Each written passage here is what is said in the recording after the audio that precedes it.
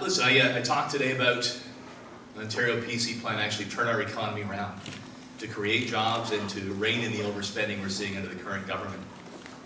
We're at a tipping point here in Ontario, and just like Greek politicians 10 years ago, we're at a crossroads. The Greek politicians kicked the can down the road, and now they're in a big mess. I don't want to see Ontario become the Greece of Canada.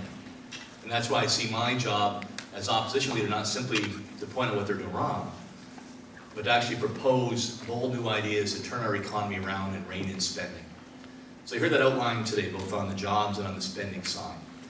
I want to highlight for you 4 of the initiatives I talked about to help municipalities rein in their costs and make sure we can also balance the provincial budget.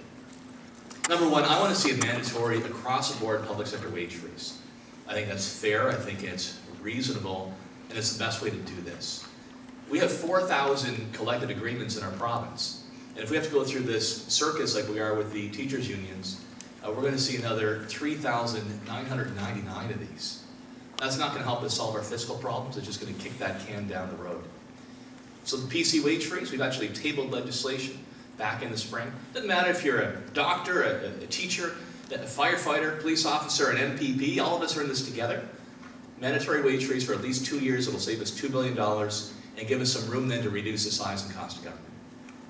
Number 2, you actually have to back up a wage freeze with fundamental reform to our arbitration system. Right now, arbitrators are giving out awards that are just way out of line with what's happening in the real world, in the private sector, particularly families on fixed incomes. There's one example, I didn't see it cite in my speech, I used Thunder Bay, but to give you another one.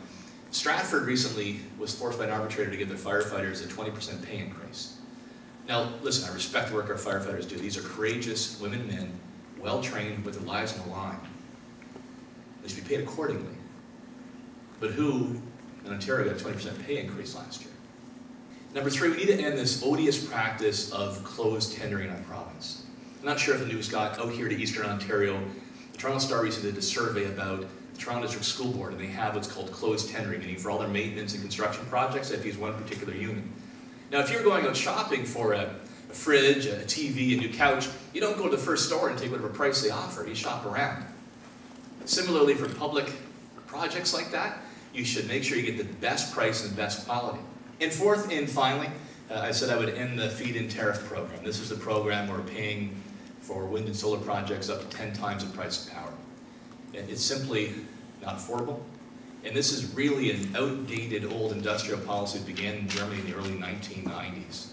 It's driving up our hydro rates. Because it does that, it actually chases jobs out of our province. The PC government I lead would end that program. It would also restore local decision making. We would restore the right of local councils and communities to actually have their say about projects like these massive industrial wind farms. So today I outlined a bold PC vision that will turn our province around, that will create jobs, and also rein in the overspending so we don't put a big burden on the backs of the next generation.